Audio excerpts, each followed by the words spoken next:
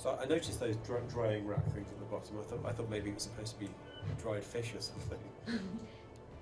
And musician as well, so that's a harp he's got on his back. Yes, and also, as you saw before, a fighter, but he fights with very different weapons to the rest of them. He fights with smaller daggers and swords.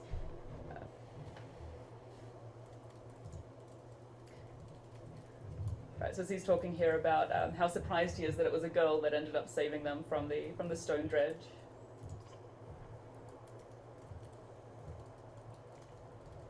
So this is a big argument really at the moment between those people who think that women were genuinely fighting in the Viking Age, and others who think it's a kind of mythology, because we see it in the art and things like that.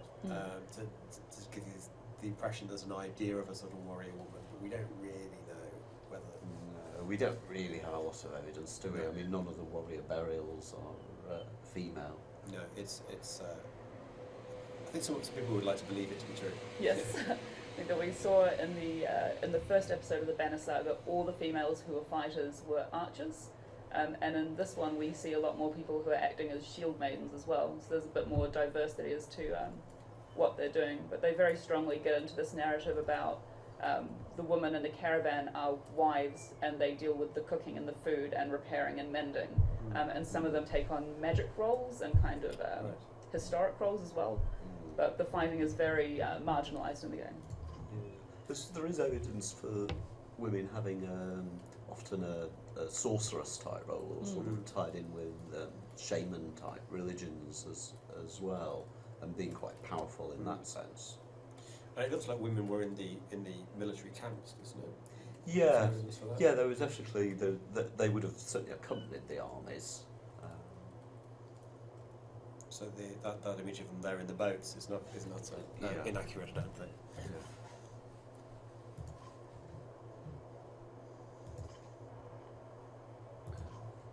Generally, I think we tend to think bows and arrows are more hunting weapons rather than for use in battle. Yes. Well, interestingly, her background is as a hunter, both her and her father, and you see that a lot of the women who start out with the bow and arrow took on hunting roles initially, trying to hunt game to feed the caravan. Right. Yeah. So you see he's being introduced to the role of being the poet, and one of his main abilities in battle is that he can use his intellectual prowess and his prose to be able to intimidate people. Right.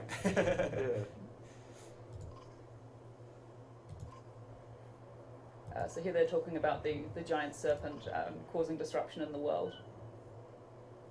And they've gone to a lot of effort actually to make a lot of the names both in the mapping and the world system, as well as in terms of the kind of the gods, not necessarily be a one-to-one match, but certainly have a kind of flavour to the era.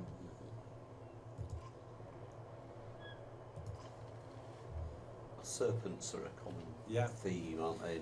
Going back into Germanic mythology as well. In art and in mythology. Yeah.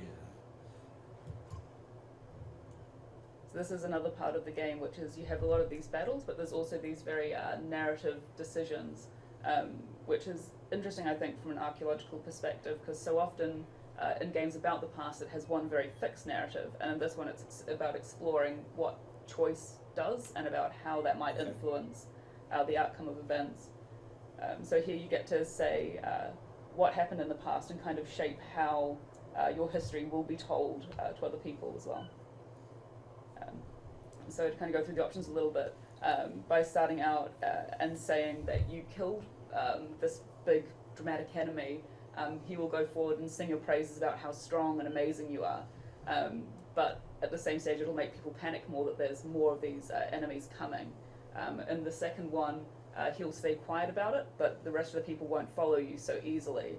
And then in the third one, you kind of completely miss out your role in taking down Bellower. But you get to move on much more quickly. So all the things you say influence both how your history gets recorded and told, and also...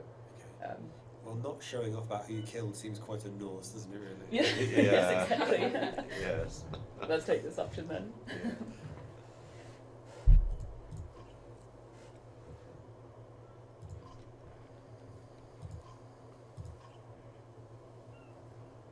In this part of the narrative, he starts to talk about how he doesn't want to leave home. He wants to stay, even though there's this great threat coming in. So we have the option to make a connection with our own story about how we had to leave as well. We can sort of intimidate them by saying that we need to go, otherwise you'll be killed, or basically abandon them there and say, well, no one else is going to help you out if you decide to stay. Particular preference for which one we select? It doesn't seem a good choice, really. Number 3? Yeah, let's go for it, yeah.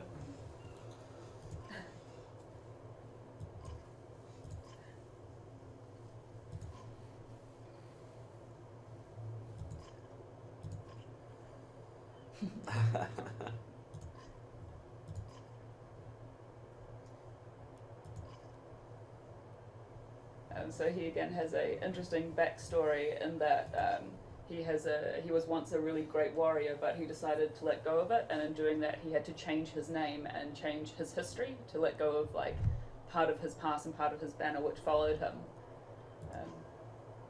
So it kind of gets into this idea of the importance of names and the importance of lineage.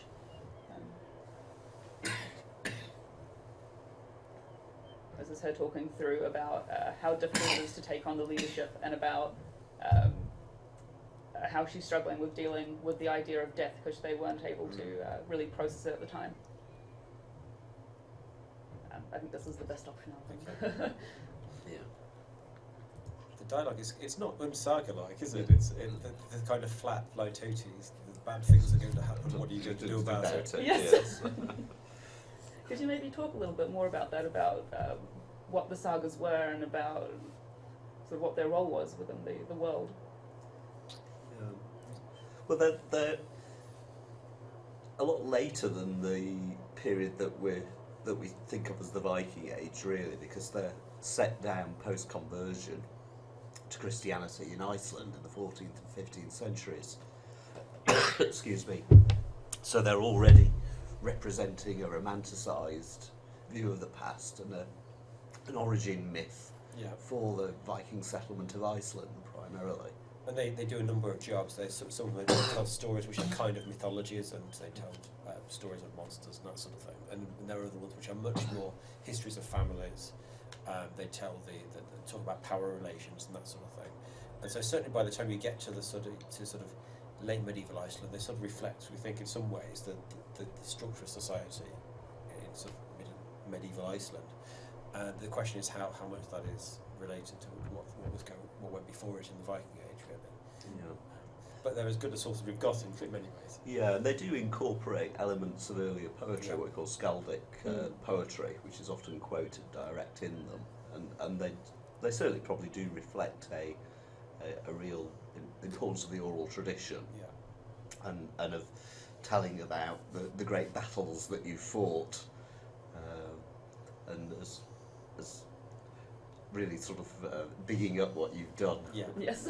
And much of what we think about of the image of the Viking, really, that isn't actually from archaeology, comes from the Sagas. It's this idea of the sort of poetic warrior society. It comes from these poems which then laid down into the Sagas.